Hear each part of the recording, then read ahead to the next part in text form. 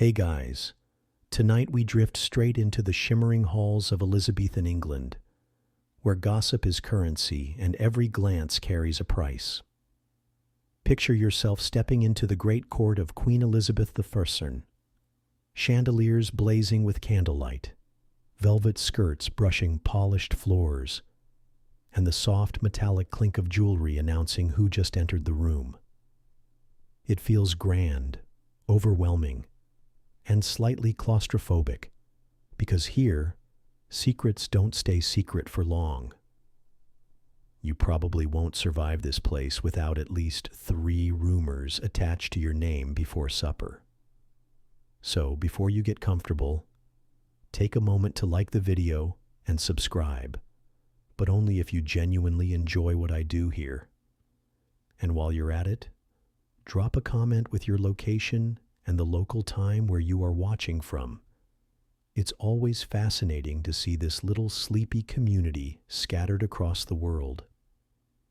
Now, dim the lights, maybe turn on a fan for that soft background hum, and let's ease into tonight's journey together. You glide deeper into the glittering spectacle, realizing the court is less like a political center and more like a living theater. Every smile is rehearsed, every bow timed to perfection, and every whisper a possible weapon. Elizabeth herself sits at the center of it all, a queen draped in pearls and mystery. Her fiery red wig shines beneath the glow of 100 candles, and her painted face is as unreadable as a mask at carnival. She does not need to speak for the room to bend toward her. She only needs to raise an eyebrow, and people scatter like startled birds. But beneath this performance, something far juicier simmers. Scandal. Everyone here knows that the Queen's image, the famed Virgin Queen, is not just about chastity, but about power. If she marries, England's destiny shifts into another man's hands. If she doesn't, she remains the flame everyone must orbit, forever unattainable, forever desirable. And so her refusal to marry becomes both a shield and a spark for endless rumors. Did she have lovers hidden in dark corridors? Did her favorites sneak into her chambers at night? Historians still argue whether Elizabeth was a clever virgin or a clever liar, but in truth, that very ambiguity kept her throne secure. You can almost feel the tension buzzing through the air. Courtiers laugh a little too loudly, their eyes flicking to see who might be listening. A dropped fan or a flushed cheek becomes headline gossip. One ambassador once complained that being at Elizabeth's court was like being trapped in a greenhouse full of exotic flowers, all dazzling, all perfumed, and all trying desperately to outshine one another. You suspect he was jealous he wasn't being watered with the Queen's attention. Here's the thing. Mainstream history often paints this court as a dignified, intellectual place filled with statesmen and poets.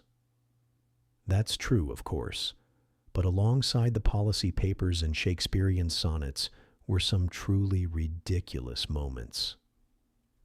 Did you know courtiers sometimes smeared raw egg whites onto their faces to get that porcelain glow that Elizabeth made fashionable?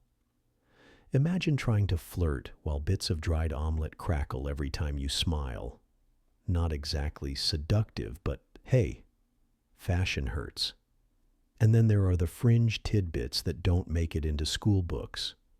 For example, there's a quirky rumor that Elizabeth used crocodile dung, yes, crocodile dung, as part of her skincare or medicinal experiments. Whether or not that's true, it tells you something about the bizarre lengths people went to for beauty and vitality at this court. You might say scandal wasn't just whispered behind curtains, it was smeared right onto people's faces. As you move further through the chamber, you begin to notice the game being played. Power is never spoken of directly. Instead, it hides inside innuendo. If a nobleman stares too long at Elizabeth's hand, people wonder if he desires her or her throne. If a lady's smile lingers on a courtier, suddenly there are whispers of betrayal or secret trysts. Even a simple dance can spark months of speculation. One misplaced step, and suddenly your cousin in the countryside is writing letters about your infamous misconduct. You realize something else, too. The queen herself encourages this game. By allowing whispers about her private life to swirl unchecked, she distracts her enemies from plotting actual coups. While they wonder whether she sneaks out at night, she quietly strengthens England's navy or outmaneuvers Spain. It's a brilliant tactic, but it also means the court never stops humming with speculation. Imagine trying to sleep in a room where 50 people whisper your name in the dark. It's maddening, intoxicating, and maybe a little addictive. The atmosphere grows heavier as you picture all these stories stacking up. The supposed midnight meetings, the smoldering glances, the sudden disappearances of courtiers who fell out of favor. You wonder how much of it is true. Historians admit that separating fact from gossip in Elizabeth's court is nearly impossible, because the gossip was the fact, at least in people's minds. Reputation mattered more than truth, and a clever rumor could ruin a man faster than a duel. And so, you stand there, breathing in the perfume of roses, candle smoke, and ambition, realizing that you've stepped into a place where every gesture is loaded, every word dangerous. This is no ordinary palace. It's a stage where desire, fear, and power are the scripts. And you, whether you like it or not, have just become part of the cast. You settle deeper into the rhythm of court life. You're caught in it too, and already your ears are buzzing with contradictions. Tonight's dance, on the one hand, smile, Elizabeth is England's proud virgin queen, but of course it never does. Aura of divine purity. That's the magic of her reign. On the other hand, the virgin queen is always both every whisper she claims suggests she is entangled in more than just politics. The paradox isn't just amusing, it's a endless hum of contradiction. By holding her body as both sacred and unattainable, Elizabeth turns her very identity into a weapon. You notice how carefully this paradox is staged. Her portraits, for example, are less likeness and more propaganda. In some, she looks ageless, almost ghostly, with smooth white skin and flowing hair that no human woman could possibly maintain past her 30s. You squint at one, half expecting her to wink at you, because clearly this isn't realism, it's branding. By painting herself as eternally young and eternally chaste, she sends a message. I belong to no man, only to England. And yet, by refusing to marry, she keeps every noble in Europe dangling, hoping, plotting. Still, the contradictions spark endless chatter. Ambassadors wrote back to France, Spain, and Italy with reports about her supposed lovers. Robert Dudley, Francis Drake, even foreign princes. Some dispatches read less like diplomatic updates and more like juicy gossip columns. One French envoy practically sighed across the page, claiming Elizabeth's flirtation with him was so intense that he wasn't sure if he should propose or run. Historians still argue whether these men genuinely believed she was romantically available, or if they simply fell for her act. Either way, she played the role to perfection. The mainstream fact here is simple. Elizabeth's choice to remain unmarried wasn't indecision, it was strategy. In a world where queens were expected to hand power to their husbands, Elizabeth clung fiercely to her independence.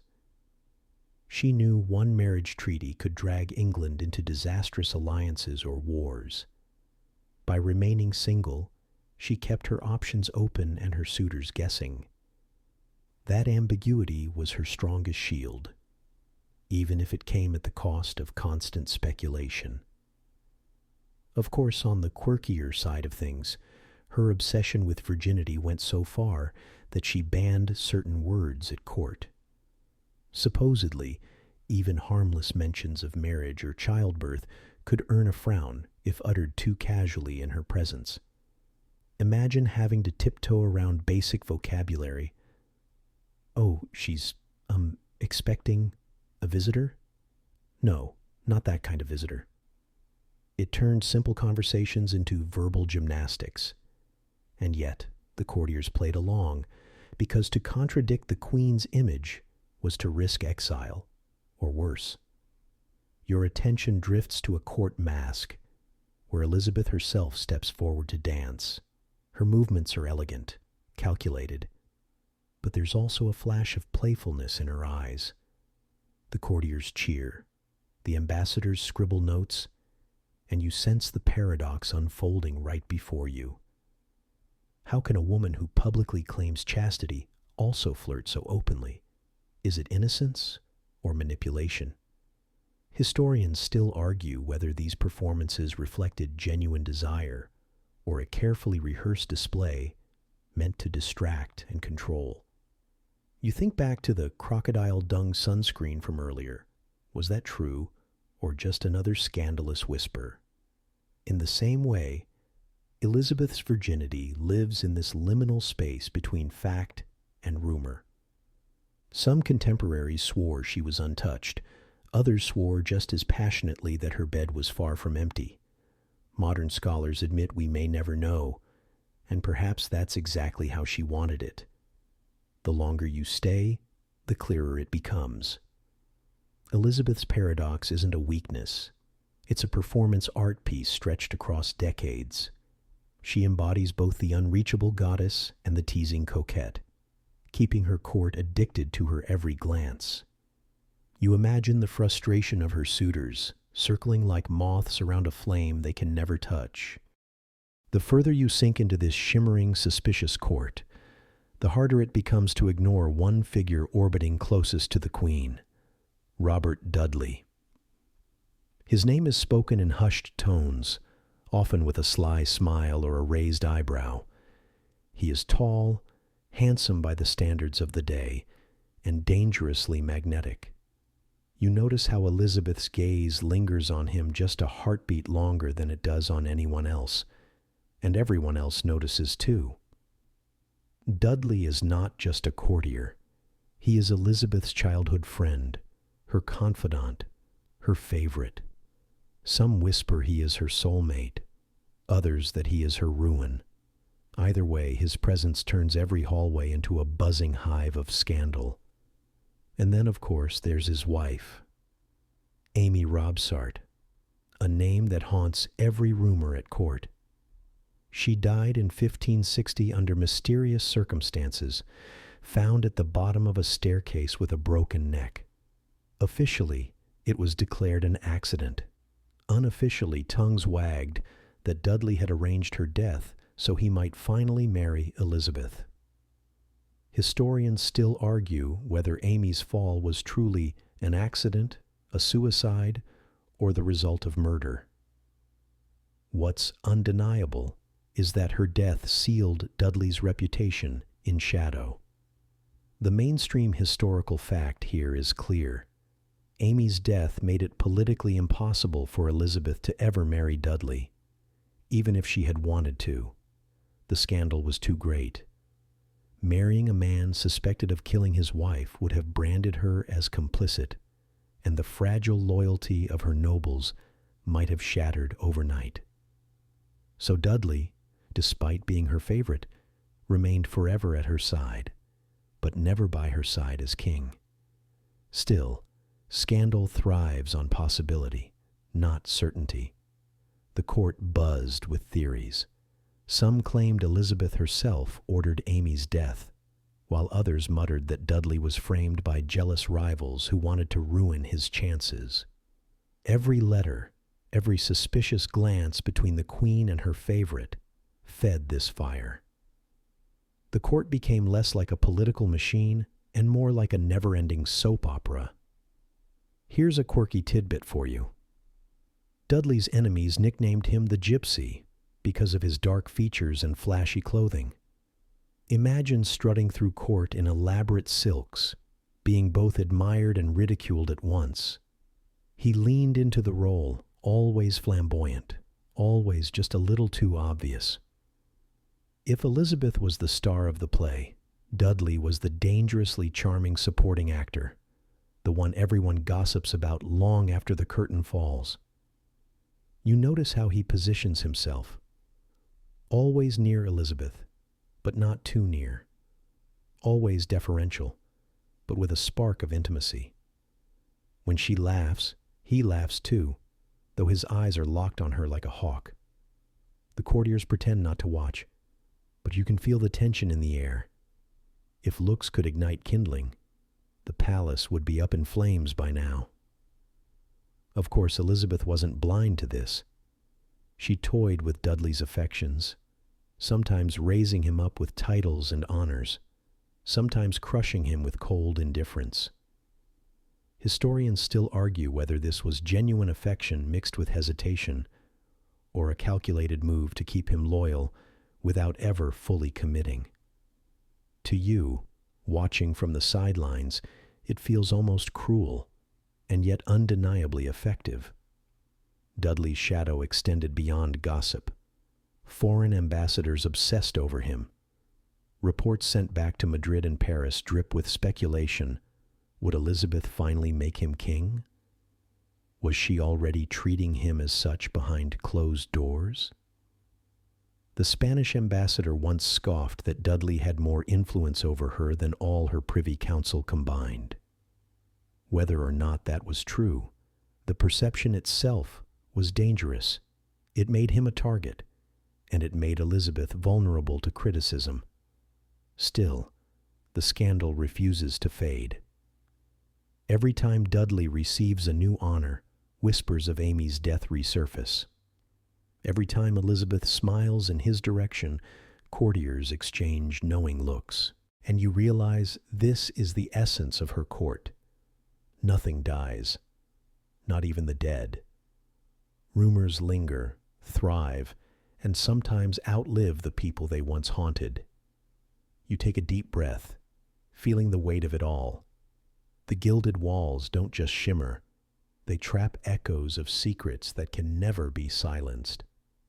Dudley is both a favored friend and a dangerous liability, and Elisabeth knows it. Yet she keeps him close, perhaps because she cannot resist, or perhaps because scandal itself is a useful distraction.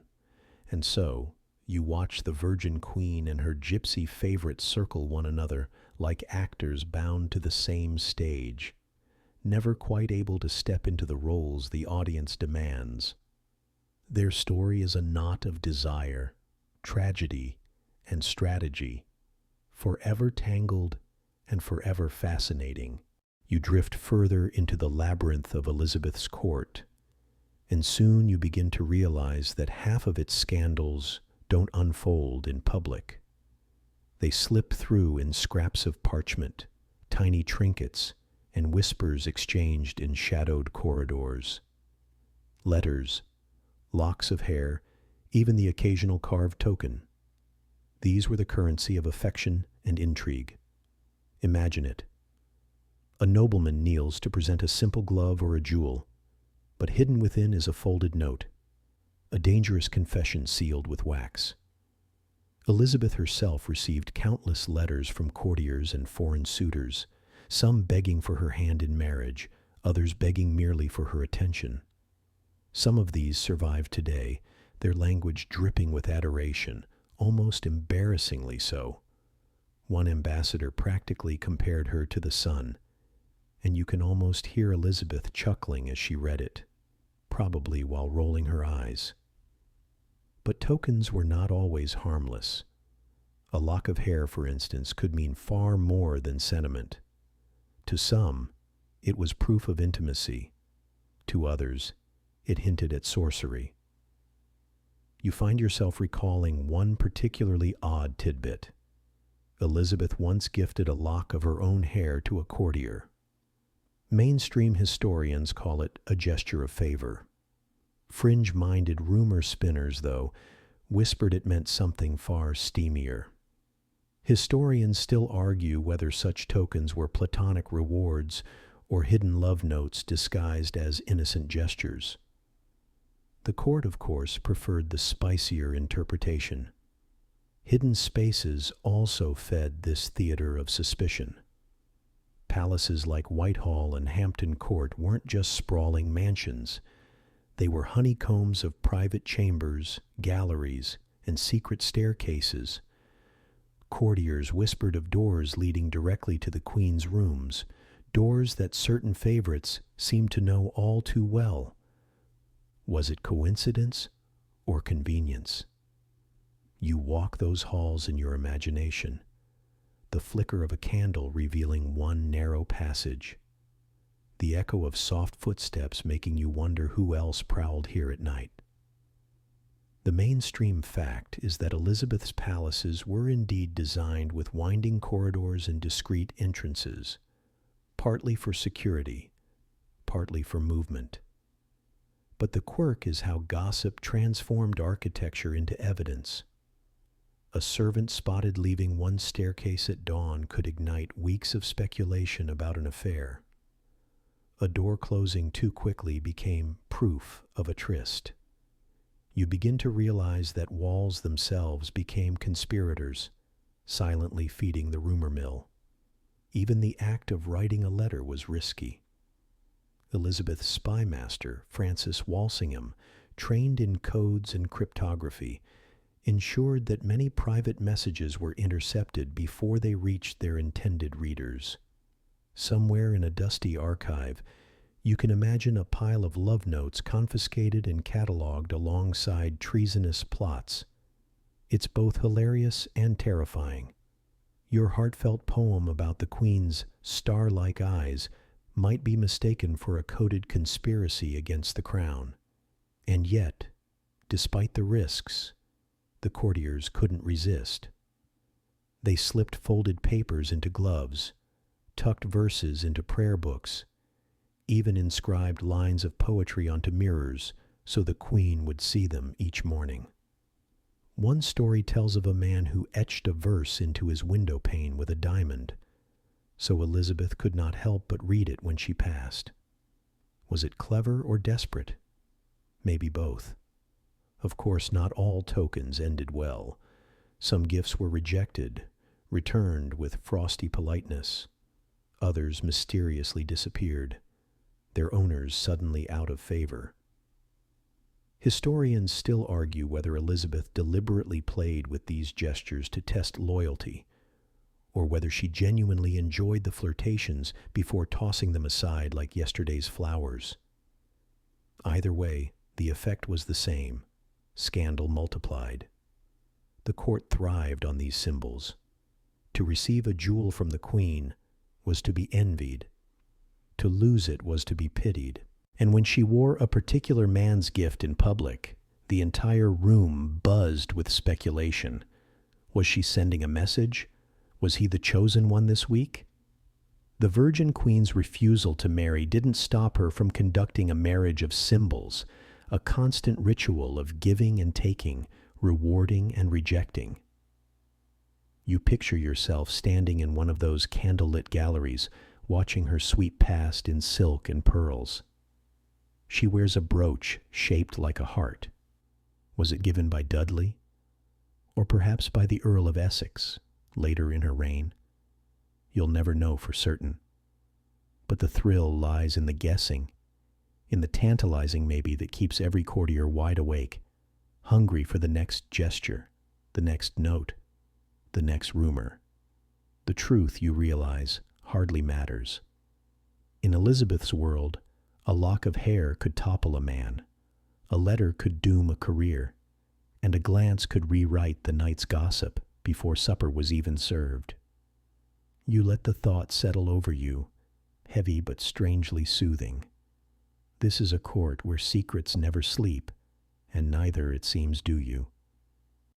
By now, you've adjusted to the constant hum of whispers, the weight of glances, and the way every folded note carries the risk of scandal. But the truth is, in Elizabeth's court, nothing stayed private for long. That wasn't just because of gossip, it was because of spies. You realize with a shiver that this palace is less a home and more a surveillance state dressed in velvet and lace. Elizabeth's spy master, Sir Francis Walsingham, lurks at the edge of every conversation like a phantom. He is quiet, severe, and rarely smiles. But his network? It stretches through every hall, every chamber, even the Queen's most intimate spaces.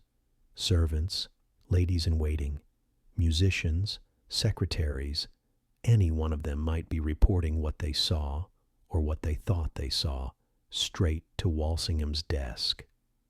The mainstream fact is that Walsingham's intelligence web is one of the most advanced systems of espionage Europe had ever seen. He intercepted letters, employed cryptographers, and bribed courtiers to feed him information. His work uncovered plots against the Queen, from Catholic uprisings at home to Spanish agents abroad.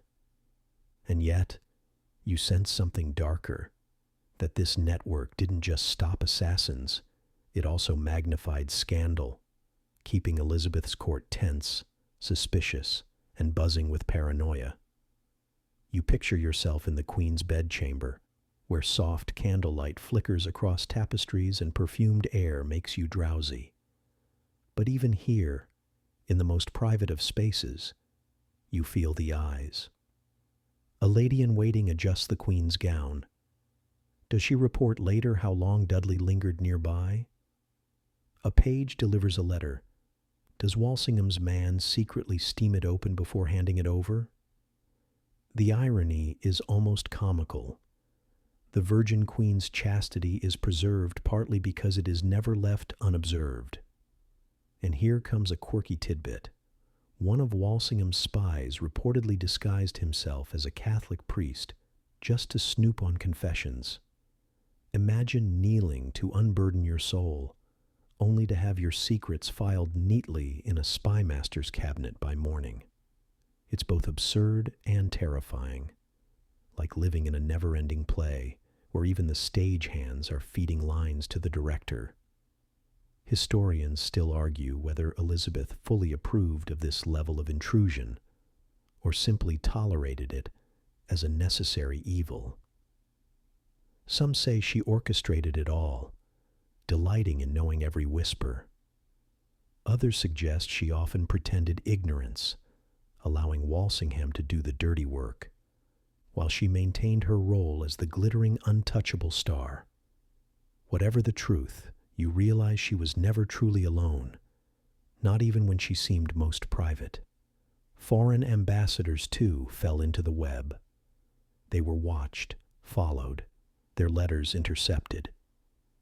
More than once, a diplomat discovered that his most confidential note to his king had already been read by Elizabeth before he even sealed it. You can almost hear her laughing, that sharp, witty laugh, as she read their flowery reports of her supposed romances. For her, the spy network wasn't just about survival, it was a tool of control, feeding her both protection and entertainment. And yet, the presence of spies changed the atmosphere of court itself. Imagine trying to flirt when you know 3 sets of ears are listening. Imagine confiding in a friend, only to discover your words repeated the next day, in council chambers. It's enough to make you paranoid, and maybe that was the point. In a court where scandal was both a weapon and a danger, paranoia kept everyone cautious, except, of course, for the few who thrived on reckless daring, and those were often the ones Elizabeth watched most closely. The result is a strange kind of intimacy. Because everyone is watched, nothing can be entirely denied. If Dudley so much as brushed Elizabeth's hand, half the palace knew about it by morning. If the Queen exchanged a smile with another favorite, rumors doubled in an instant.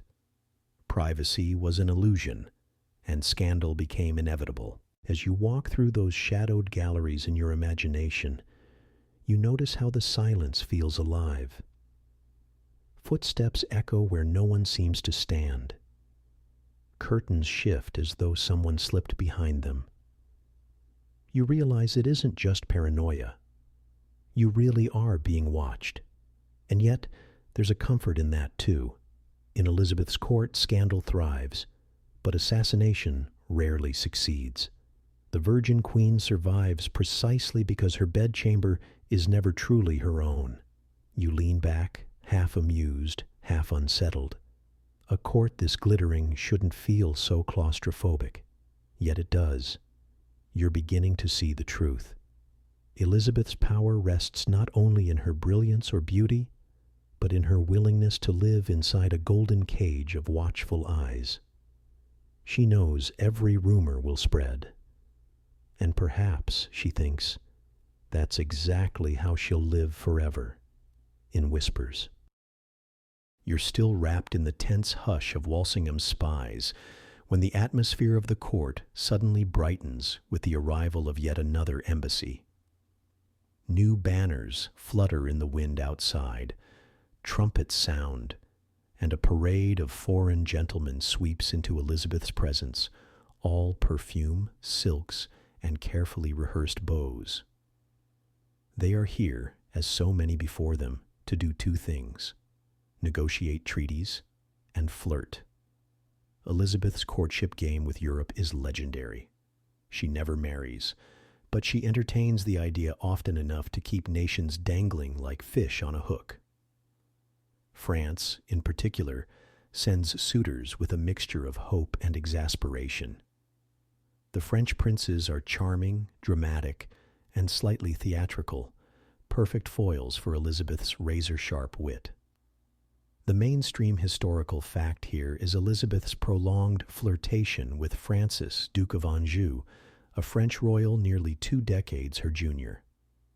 Their negotiations dragged on for years, producing treaties, lavish gifts, and scandalous gossip. Ambassadors described scenes where the Queen openly kissed him in front of the court, a shocking display for a woman whose virtue was supposedly the nation's treasure. You picture it, the courtiers gasping, the ladies tittering, and Walsingham somewhere in the corner furiously taking notes. But Elizabeth's smile was always ambiguous. Was it affection, strategy, or both? Historians still argue whether she seriously considered marriage to Anjou, or whether she dangled him like bait to secure French alliance against Spain. Either way, the spectacle electrified her court. To see the Virgin Queen kiss a foreign prince was not just gossip, it was potential history in the making. And then comes the quirkier side of things. One court report describes Anjou as so short and pockmarked that English courtiers nicknamed him the Frog. Imagine trying to sell that nickname in a romantic ballad. Yet Elizabeth, perhaps amused by his persistence, kept the possibility alive longer than most would expect. She even wore his ring publicly, sending a ripple of panic through England. The mere thought of a French king consort ruling in London sent nobles clutching their pearls and commoners muttering in alehouses. It wasn't just France. Other European powers lined up as well. Spain dangled marriage proposals, even after Elizabeth humiliated Philip II by defeating the Armada. The Archduke Charles of Austria tried his luck. Eric XIV of Sweden sent envoys with elaborate promises.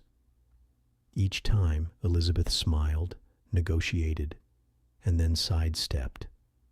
She was like a master dancer, spinning partners around the floor but never letting any one of them lead. You sit back, amused at the absurdity of it all.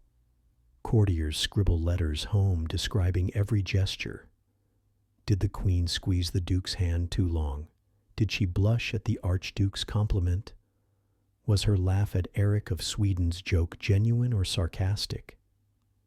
You imagine ambassadors frantically rewriting the same scene 5 different ways, each convinced they've cracked the mystery of her heart.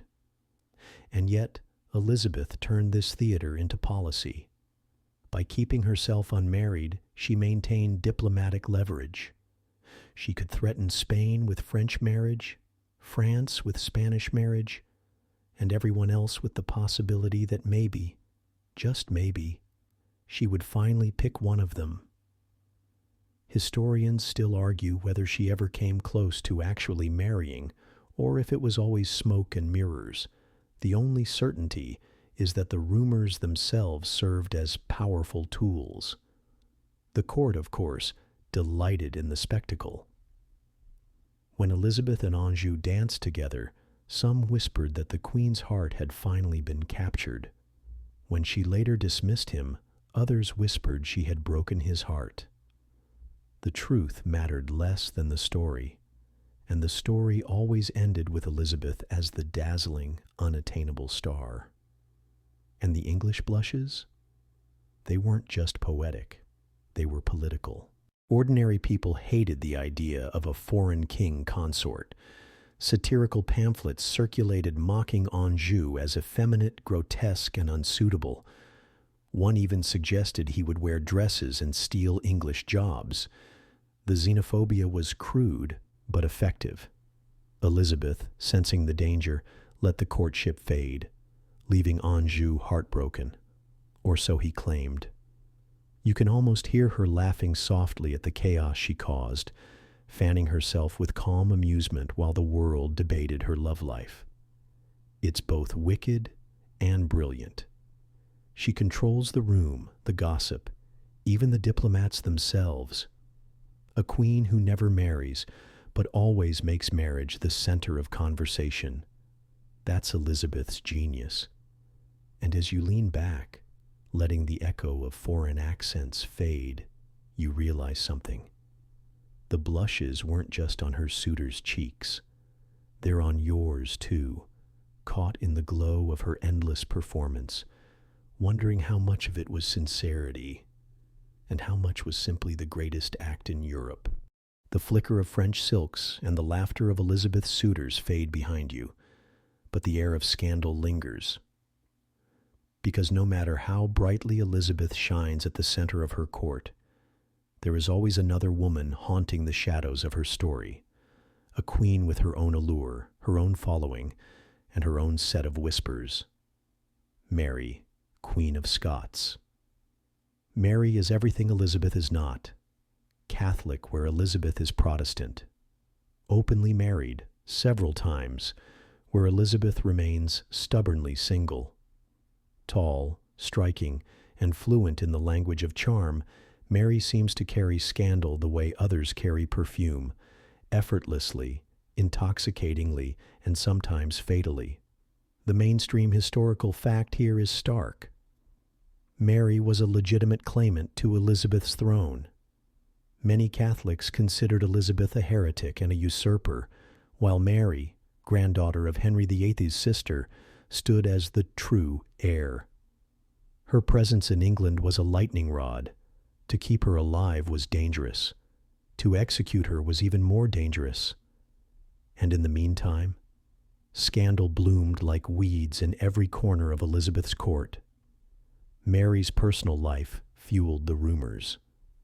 Her second husband, Lord Darnley, was murdered under suspicious circumstances in 1567. An explosion at his lodging followed by his strangled body found in a garden. People whispered Mary herself was complicit, or at least turned a blind eye. And as you drift through the candlelit court, her lover, you can almost hear the murmurs comparing them still. Historians still argue whether she was it better to be untouchable or merely swept up in the plots of ambitious men. The answer perhaps depends on which whispers you choose to believe. Her reputation was forever stained. Elisabeth, meanwhile, watched from a distance, both horrified and fascinated. Imagine her reading reports of Mary's scandals while sipping spiced wine in the glow of her own court. You sense a complicated mix of emotions: resentment, envy, pity. Mary embodied everything Elisabeth avoided: reckless romance, messy marriages, public disgrace. Yet those very qualities made Mary captivating, the kind of queen people wrote ballads about, even as they condemned her. Here's a quirky tidbit. Mary's beauty was so celebrated that even her enemies couldn't resist describing it. One report, dripping with irony, noted how she could look like an angel in the morning and a serpent by night. You picture Elizabeth raising an eyebrow at such descriptions, wondering whether she was being outshone in her own theater of power. But scandal isn't just about love affairs. It's about danger. Mary became the centerpiece of plot after plot to dethrone Elizabeth. Letters smuggled in beer barrels, codes hidden in embroidery, secret messages passed through servants, all tied to Mary. Each time, Walsingham's spy network intercepted them, and each time the court buzzed with whispers. Was Elizabeth strong enough to survive this rival queen? The climax, of course, was the Babington plot in 1586. Coded letters revealed a conspiracy to assassinate Elizabeth and place Mary on the throne. This time, the scandal was deadly. Elizabeth hesitated, torn between her duty as queen and her unease about killing another anointed monarch. Historians still argue whether she genuinely wept over signing Mary's death warrant, or cleverly staged her reluctance to soften her image. Either way, when Mary was executed in 1587, the echoes of that scandal reverberated across Europe. And yet, even in death, Mary's allure didn't fade. Catholic Europe hailed her as a martyr. Poets and propagandists painted her as the tragic beauty, undone by jealous Elizabeth. The irony is sharp. While Elizabeth had built her legend on remaining untouchable, Mary secured hers by falling spectacularly. You let that sink in, the contrast between two women who embodied opposite strategies. Elizabeth cloaked herself in chastity and suspicion. Mary wrapped herself in passion and ruin. Both became immortal through scandal, though in very different ways. The shadow of Mary's downfall lingers like smoke in the hallways. But Elizabeth's court cannot dwell on tragedy for long. It thrives on spectacle. And tonight the torches blaze brighter, the music swells louder, and the great chamber is transformed into a theater. Masks and dances. These are not just entertainments, but coded performances where politics, desire, and rivalry twirl together on the polished floor. You take a seat in your imagination, the wood of the bench smooth beneath your hand, the air heavy with perfume and candle wax. Suddenly, the doors open, and a parade of courtiers sweeps in, costumed as gods, shepherds, or knights. Their faces are hidden behind masks, but their intentions rarely are. Each gesture, each pairing is a message. A dance is never just a dance, it's a declaration. The mainstream historical fact is that Elizabeth loved these spectacles. She used masks to reward loyalty, to dazzle ambassadors, and to remind her courtiers that she was both their queen and their star. At times she herself even joined the dances, her jewels glittering so brightly that one observer wrote, "She looked like the very sun in motion." And of course her favorites were often given the honor of leading her by the hand, a privilege both intimate and very, very public. But with spectacle comes suspicion. Who dances with whom? Who bows too deeply or glances too long? A single misstep can fuel a week's worth of gossip. Historians still argue whether Elizabeth's own performances at these events were spontaneous enjoyment or carefully scripted acts of control. Was she really laughing freely, or was she laughing strategically, knowing every eye and quill in the room would record it? Here comes a quirky tidbit. In one mask, courtiers dressed as Amazons clashed with others dressed as knights, the whole thing staged as a playful battle. But rumors spread that one courtier deliberately struck harder than the script required, trying to humiliate his rival under the queen's gaze. The audience gasped. Elisabeth raised an eyebrow, and suddenly everyone was debating whether it was a staged joke or a very real insult. You see how thin the line was between theater and reality. And then there were the dances themselves. The pavane, slow and stately, allowed for lingering glances and fingertips brushing as couples moved in unison. The galliard, wild and athletic, demanded leaps and kicks that could either impress the queen or leave you sprawling in disgrace. You can almost hear the courtiers' hearts pounding louder than the drums, each one desperate not to stumble under Elisabeth's watchful eyes. Yet the masks were not all joy. They were battlefields of social climbing. If Elisabeth invited you to dance, your reputation soared. If she ignored you, your rivals smirked, and whispers of your decline began before the music even ended. More than one nobleman left the hall that night humiliated, his ambition crushed not by a sword, but by the absence of a hand extended. Foreign ambassadors, too, took careful notes. A Spanish envoy once reported, with barely concealed irritation, that Elisabeth danced for hours with Robert Dudley, treating him with more familiarity than any other. Was it flirtation, political theater, or perhaps both? Historians still argue whether her choices were personal indulgence or deliberate signals sent across Europe. You imagine the scene, the queen, radiant in pearls, lifting her mask to reveal her face as the music swells. The courtiers lean forward, the whispers quicken, and somewhere in the back of the hall, a scribe scratches furiously at parchment, already composing tomorrow's gossip. The irony, of course, is that the masks never truly hide anyone. In Elisabeth's court, even when faces are covered, identities and intentions are an open book. Everyone knows who is favored, who is slighted, who is in danger. The masquerade is not concealment, it's amplification, a way of exaggerating truths under the guise of theater. As the night stretches on, the air grows heavy with heat and breath. Jewels glint like fire, and the queen laughs her sharp musical laugh. You realize you've been holding your breath, caught up in the spectacle. Because in this court, scandal doesn't rest in the shadows. It leaps boldly onto the dance floor, dressed in silk and gold, daring you to keep up. The hall grows quiet after the dances, yet the spectacle does not end when the music fades. Instead, it transforms. For in Elisabeth's court, gifts are not simply tokens of loyalty. They are symbols, messages, even weapons. A gemstone can sparkle like devotion, or glitter like betrayal. You watch as courtiers approach the queen with trembling hands, each presenting something small but heavy with meaning. Elisabeth adored jewels, and she collected them not just for beauty, but for their political resonance.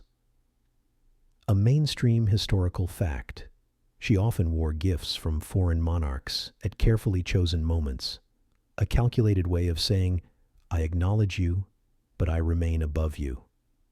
When the Duke of Anjou courted her, he sent her a diamond so large it could blind the room. Elisabeth wore it once, dazzling the court, then tucked it away, as if to remind him that she accepted the stone, but not the man. Closer to home, her favorites also showered her with treasures. Robert Dudley gave her intricate lockets, some containing tiny portraits hidden inside, love tokens that sent rumor mills into a frenzy. The Earl of Essex once presented her with a jewel shaped like a crescent moon, bold in its symbolism of renewal and youthful beauty. Of course, each gift made rivals hiss with jealousy. Historians still argue whether Elisabeth encouraged this rivalry on purpose, letting gifts become sparks to fuel competition, or whether she was genuinely charmed and simply enjoyed the spoils. Here comes a quirky tidbit. Elisabeth sometimes returned gifts in slyly humiliating ways. When one courtier displeased her, she supposedly handed back his elaborate jewel, remarking that she needed no such burden. Imagine it, the sting of spending a fortune only to have your queen dismiss it with a flick of her wrist. A jewel becomes not a prize but a mark of shame. And there were darker whispers too. Ambassadors wrote home, speculating about the intimate meanings of Elisabeth's trinkets. Was that ruby from Dudley a sign of blood spilled for his wife's death? Was that pearl, gleaming against her pale skin, meant to remind foreign suitors of purity, or to mock them with unattainability? The court buzzed, for in a world where every gesture could mean something, silence was the loudest symbol of all. Elisabeth also gave gifts in return, though never without calculation. She presented jewels to her ladies as signs of favor, tokens they could flaunt before rivals. Sometimes she gave a ring or locket to a nobleman, igniting speculation that he was her new favorite. And then there was the famous episode with Essex, when she gave him a ring meant to guarantee pardon if he ever fell from grace. He supposedly failed to return it in time, and the legend holds that it cost him his life. Historians still argue whether the story is true, but the ring itself has become a symbol of scandal wrapped in tragedy. Even objects that weren't strictly jewels carried scandalous weight. A gown embroidered with eyes and ears proclaimed Elisabeth's awareness of the spies around her. A fan decorated with pearls became the perfect stage prop, allowing her to hide a smile or flutter a signal to someone across the room. Every accessory was both armor and theater. And then there were the masks of value themselves. Courtiers sometimes gifted elaborate mechanical trinkets, tiny clocks, jeweled birds that sang, hoping novelty would win favor. One gift, a small automaton in the shape of a knight, reportedly malfunctioned during its presentation, toppling clumsily before the queen. The court laughed politely, but the embarrassed donor was never quite the same afterward. In Elisabeth's court, even a broken toy could ruin you. You picture her chamber after a night of receiving. The tables groan under the weight of gold chains, gemstone-encrusted boxes, delicate miniatures. The flicker of candles dances across the treasure hoard, making it seem alive, like a dragon's cave. And at the center of it all sits Elisabeth, calm, knowing, every jewel a reminder that the game is hers to play. Because here lies the truth. Jewels in Elisabeth's court were never just pretty things. They were chess pieces. A diamond could mark allegiance, a pearl could hint at desire, a ruby could whisper scandal. And the queen wore them all with the confidence of someone who knew she was not just collecting wealth, but wielding it as power. The courtiers watched, envied, speculated. You, sitting quietly in the corner of this glittering room, realized that the greatest gift Elisabeth ever received was not a jewel at all. It was the endless whispers that her jewels provoked, the fuel that kept her court alive with intrigue long after the music ended. You linger in the hall after the jewels are tucked away, and soon the hush is broken by the rhythm of words. In Elisabeth's court, poetry is as dangerous as daggers. Verses drift like perfume, sweet on the surface, intoxicating underneath, and sometimes laced with poison. Elisabeth adored flattery and language, and her courtiers knew it. They bent their talents to her, composing elaborate sonnets that praised her beauty, her wisdom, her eternal youth. To fail in your phrasing was to risk fading into obscurity. to succeed.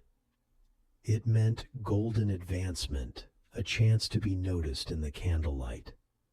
A mainstream historical fact, Sir Walter Raleigh, beyond his seafaring exploits, wrote poetry that celebrated Elizabeth's reign. He called her a goddess, a celestial figure, and in return she favored him for a time. But words that once elevated him would later become weapons when his loyalties wandered elsewhere. In a court where each line was overheard, every couplet had consequences. And then there were the playwrights. You sit in the gallery while performers act out a mask, their verses weaving allegories too close to truth. Elizabeth's courtiers sometimes used performances to hint at grievances. One mask depicted a shepherdess besieged by eager suitors, thinly veiled commentary on the Queen's endless marriage negotiations.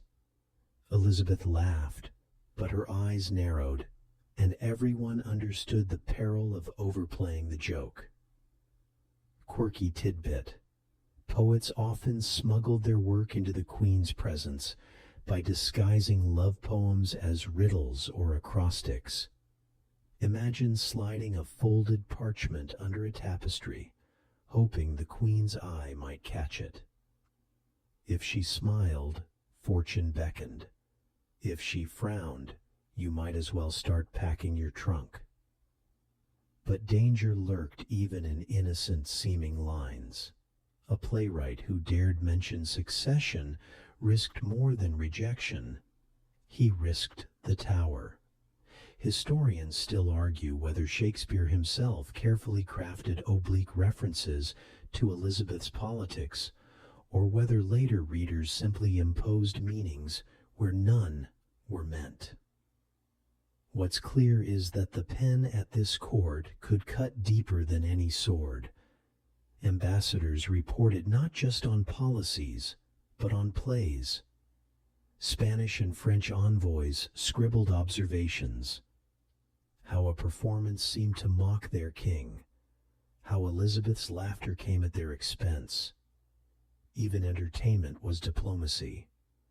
To recite the wrong line was to risk sparking an international incident. Elizabeth herself sometimes played along. She would compose her own verses, coyly responding to flatteries with sharp wit. One courtier presented her with a sonnet comparing her to the moon, unchanging and pure. She quipped back with lines implying that the moon waxed and waned, unlike her, forever brilliant. The room erupted in nervous laughter, for the joke had barbs. You picture a dim chamber where poets huddle, quills scratching frantically, trying to balance artistry with survival. They know that one wrong metaphor could end their careers. Yet they keep writing, because in Elizabeth's court, words were currency. Every stanza a gamble with fortune. And so you drift, half asleep, through a world where whispers rhyme, where allegories shimmer, and where even silence might be mistaken for verse. For in this court, poetry is not simply beauty. It is intrigue. It is weapon. It is scandal dressed in velvet words. You step away from the poet's ink-stained tables and into a corridor where whispers take on a sharper edge. Here, the watchers are not just courtiers. They are foreign ambassadors, the official gossips of Europe, scribbling reports as if their very salaries depended on rumor. And truth be told, they often did. Every major power had eyes and ears in Elizabeth's court. Spain, France, the Holy Roman Empire, each dispatched men whose task was to observe not just policies, but personal quirks. You can almost see them, cloaked figures leaning on pillars, jotting hurried notes while pretending to admire a tapestry. A mainstream historical fact. The Spanish ambassador, Don Bernardino de Mendoza, was notorious for filing reports that focused less on treaties and more on Elizabeth's supposed love life. He wrote with relish about her walks with Robert Dudley, her hand resting too long on his sleeve.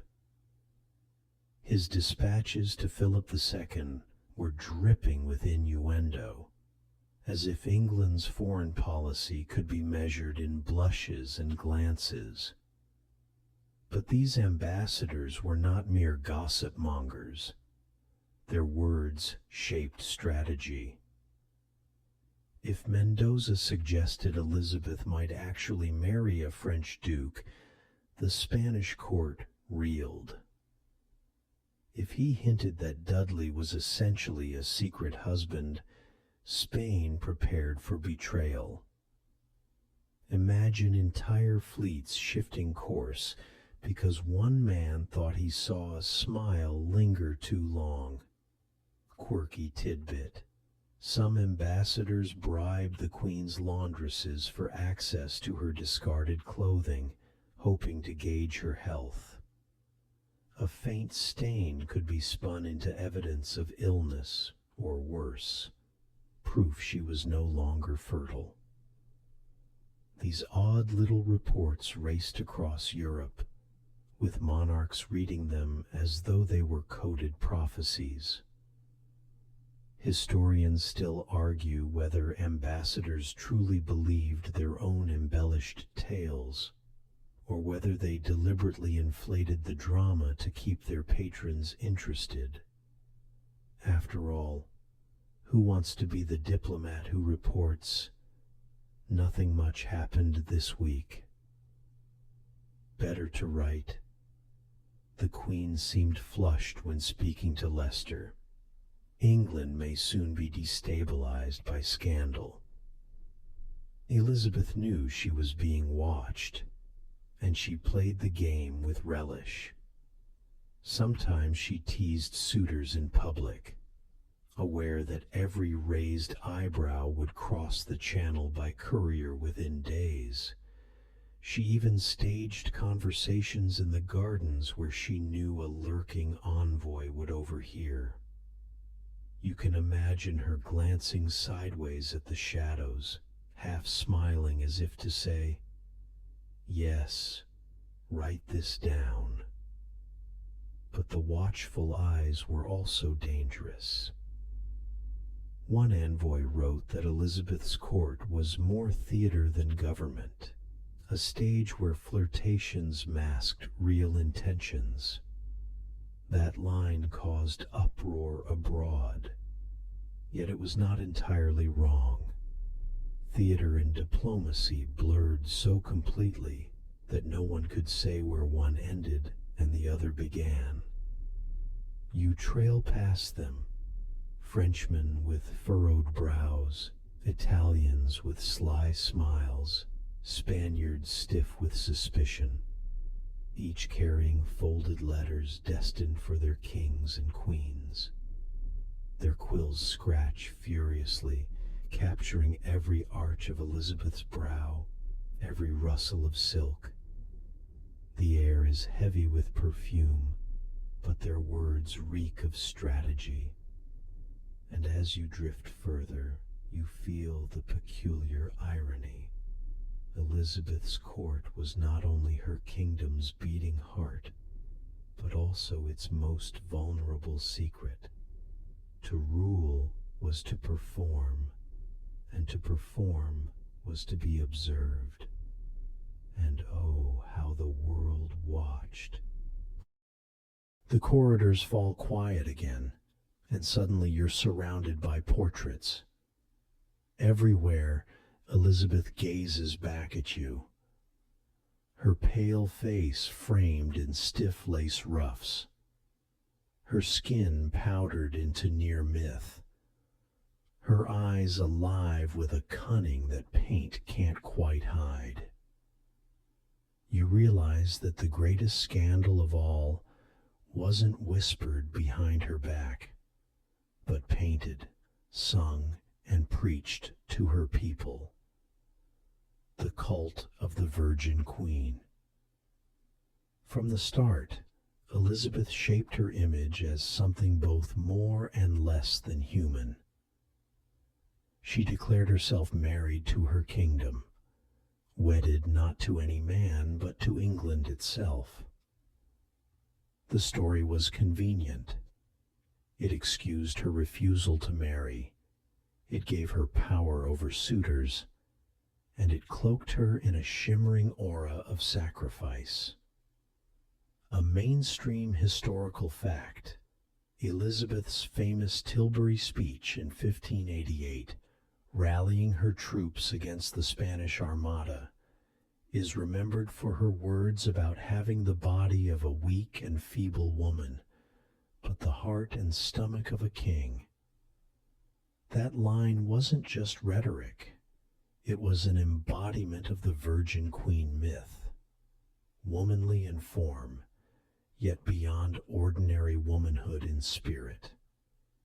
But the myth was fragile, and Elizabeth worked tirelessly to reinforce it. Portraits portrayed her without flaws, wrinkles painted out, cheeks unnaturally smooth, her figure ageless. Her artists developed what's known today as the mask of youth, a standardized face that remained unchanged for decades no matter her true age. Step close to one painting and you'd swear she was in her 20s, even when in reality she was pushing 60. Quirky tidbit. Some courtiers wore jewelry shaped like moons and suns to flatter the queen, symbols of her supposed eternal celestial virginity. Others went further, kneeling in public to address her as a goddess rather than a monarch. Theatrics, yes, but theatrics she demanded. Yet behind the myth, the court gossiped. Could it really be true that she had never known a man? Some whispered of Dudley, others of foreign princes entertained during negotiations. The irony was that the very myth designed to silence such talk fueled it even more. Historians still argue whether Elizabeth was truly celibate, or whether the Virgin Queen image was political armor polished to perfection.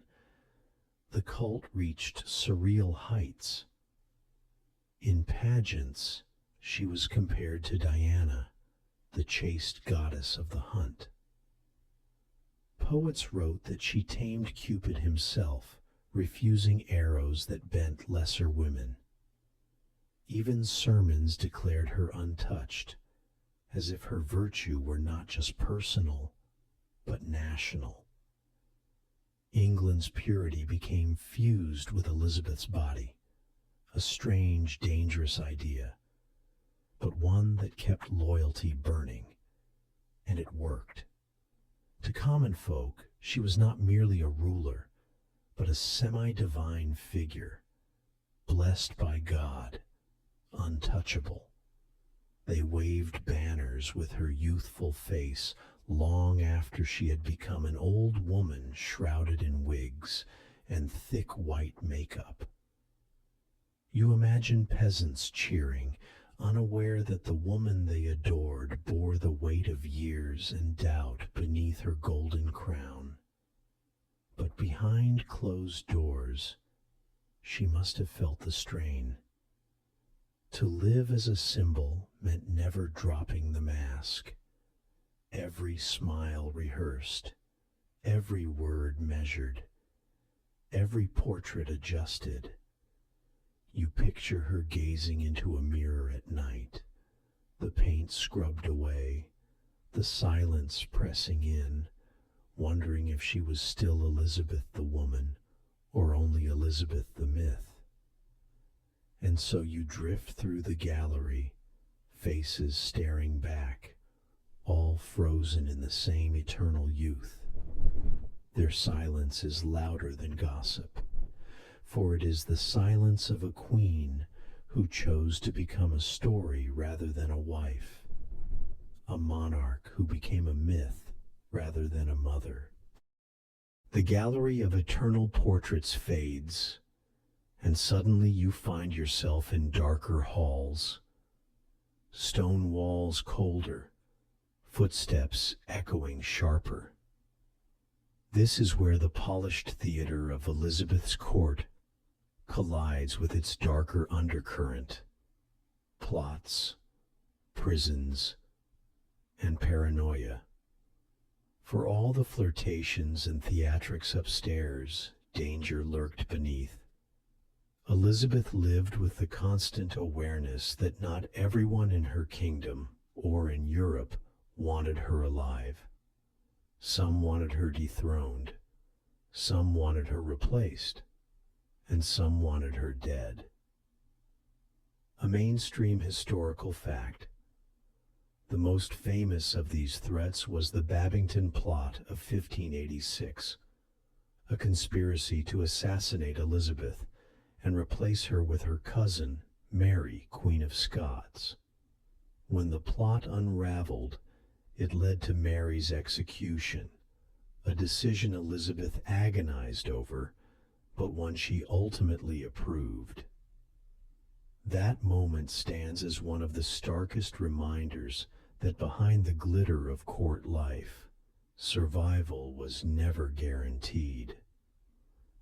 But assassination attempts weren't the only worry. Elizabeth's spy master, Sir Francis Walsingham, ran what was effectively the first modern intelligence agency. He placed agents in Catholic households, intercepted letters, and broke codes, all in service of keeping his queen safe. It wasn't just cloak and dagger, it was quill and ink paranoia, with Walsingham's men opening letters over steaming kettles and piecing together shredded notes like jigsaw puzzles. Quirky tidbit. One captured plotter claimed he had been promised that if he stabbed Elizabeth, his hand would be dipped in holy oil and preserved as a relic of sainthood. It sounds absurd, but in an age of saints' bones and miracle shrines, such promises carried weight. Imagine thinking you'd be remembered forever, not as a murderer, but as a holy avenger. Historians still argue whether Elizabeth's fear of plots was sometimes exaggerated to justify harsher control. Some suggest Walsingham inflated the danger to prove his network's value. Others insist the threats were real enough, and that only constant vigilance kept the queen alive. The truth likely lives somewhere in between, half real daggers, half imagined shadows. You walk past barred doors, the smell of damp stone heavy in the air. Inside these cells sat noblemen and priests, their futures erased by suspicion. Some were guilty, others merely unlucky. Elizabeth's reign may be remembered for theater, but here you feel the chill of its iron grip. And yet, paranoia kept her throne secure. While other rulers fell to assassins or coups, Elizabeth ruled for more than 40 years. Her survival was no accident. It was built on a web of spies, coded letters, and just enough ruthlessness to keep enemies at bay. Still, you can't help but imagine the toll. Every cheerful dance, every witty exchange, every royal smile, shadowed by the thought that someone in the room might be plotting your death. No wonder she wrapped herself in ritual and myth. It wasn't vanity alone, it was armor. The candles flicker here, casting long bars of shadow like prison gates. You take one last look at the cells, the whispers of conspiracy still lingering, and you realize, for Elisabeth, every scandal, every romance, every painted portrait, all of it floated on a sea of plots barely kept at bay. The prison doors dissolve into silence, and you find yourself back in the palace, though it feels different now. The colors are muted, the laughter thinner, and the candlelight reveals more shadows than sparkle. This is the twilight of Elisabeth's reign, when the mask of youth grew harder to hold in place, and the court itself seemed to tire of the endless performance. Elisabeth was well into her 60s, and the pressure of decades weighed on her. Yet in painting she still appeared ageless, her mask of youth face stubbornly copied and recopied. The reality was more complicated. Courtiers whispered about her thinning hair hidden under elaborate wigs, her blackened teeth from a lifetime of sugar, and her increasingly heavy layers of makeup that sometimes cracked during long audiences. You almost feel her frustration, the vanity of a queen, but also the desperation of someone who knew her image was her power. A mainstream historical fact. In 1601, the Earl of Essex, once her favorite, perhaps even a man she loved, rebelled against her, storming London with a small band of supporters. The coup collapsed almost immediately, and Essex was executed. For Elisabeth, it was more than betrayal. It was the shattering of a bond, the cruel reminder that even affection could turn against her. Quirky tidbit. Late in life, Elisabeth is said to have refused to see herself in mirrors. Servants supposedly removed or covered them, so that the queen would never confront the gap between the eternal virgin queen of portraits and the aging woman beneath. Was it superstition, vanity, or simply exhaustion? Perhaps all three. Historians still argue whether her decline was physical or emotional first. Did her health wane, or did grief and paranoia erode her before her body gave in?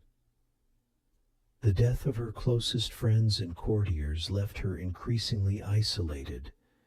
Even her famous temper no longer exploded with the same fire. Instead, she sank into long silences, sitting for hours, unwilling to eat or move. You can picture the twilight court, grand halls still hung with tapestries, but quieter, with fewer pageants and less sparkle.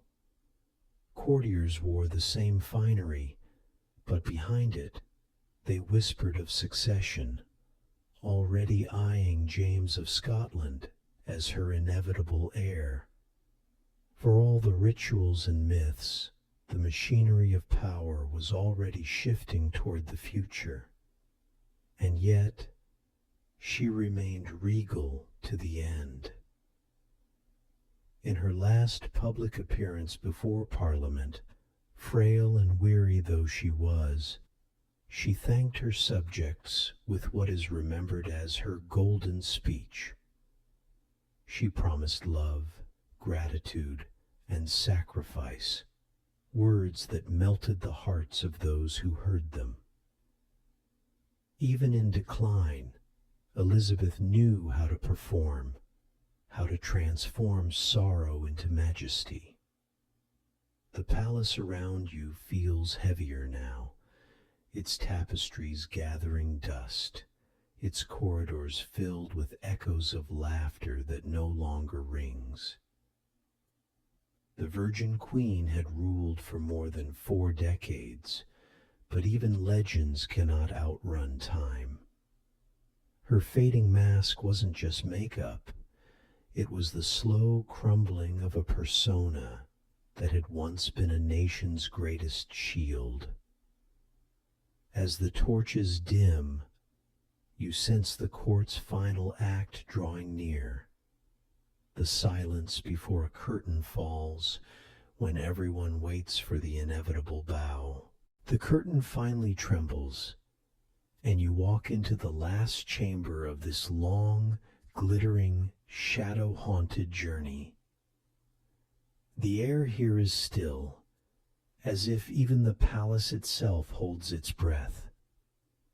Elisabeth is gone now, her body laid in Westminster Abbey, but her presence lingers, stitched into the fabric of England itself. Her death in 1603 closed the book on the Tudor dynasty, passing the crown to James VI of Scotland, who became James I of England. It was a peaceful succession, smoother than many had feared, yet it felt like the end of an age. With Elizabeth's passing, the country lost not just a queen, but an era, the Elizabethan age, with its golden plays, daring voyages, and endless scandals of courtly life. A mainstream historical fact. Shakespeare himself lived through Elizabeth's reign and wrote many of his greatest plays under her patronage. His words, alongside the Queen's image, came to define an entire period of English identity, one where theater, literature, and politics all danced together. Even centuries later, Elizabethan means something more than just a calendar date. It means a mood, a myth, a quirky tidbit. Some believed that Elizabeth's spirit haunted Richmond Palace, where she died. Servants whispered of her footsteps echoing in empty rooms long after her funeral. Even later, kings and queens reported hearing strange sounds in halls she once ruled.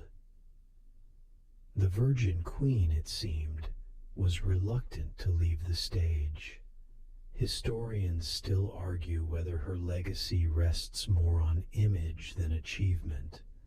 Was she truly the mother of the nation, or a clever manipulator who clung to power through smoke and mirrors? Was her virginity a political masterstroke, or simply an excuse for the impossibility of finding a suitable husband?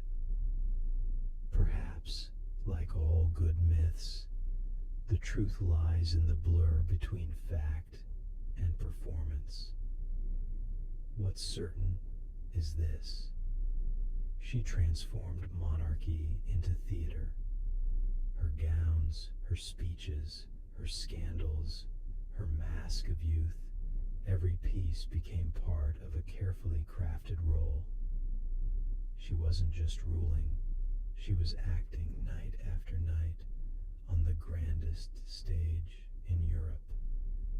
And in that sense, she never stopped performing.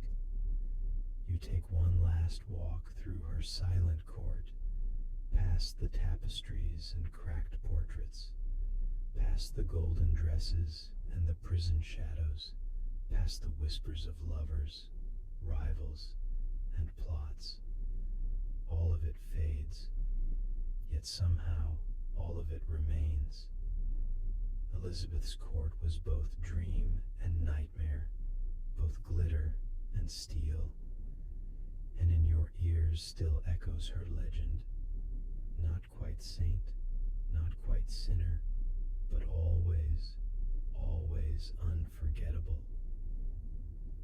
palace darkens around you now, not with menace, but with the soft quiet of a stage after the play has ended. The actors have bowed, the torches have burned low, and all that remains is the hush that follows centuries of performance. Breathe slowly here. Imagine yourself drifting out of those long corridors, the tapestries folding themselves into silence, the jewels dimming, the candle flames curling into smoke. The noises of scandal, of laughter, of plotting and dancing, they fade as though wrapped in velvet and set gently aside. Elizabeth's court dissolves like a dream upon waking, the kind that leaves traces on your skin but slips away the moment you try to hold it.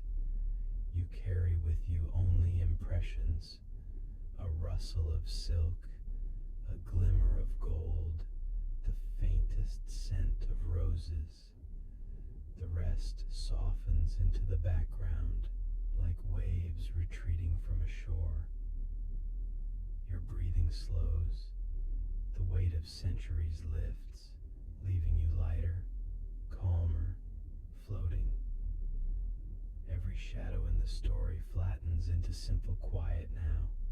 No danger, no tension, just stillness. Even Elizabeth herself, fierce and clever and untiring, lets go at last, and with her, you too can let go. The journey is over, but the comfort remains. All you need to do is close your eyes, let the images blur, and drift downward into the kind of deep, steady rest that no court intrigue could ever disturb. So settle yourself now. The night is yours, soft and unbroken, and you are safe within it. End of script.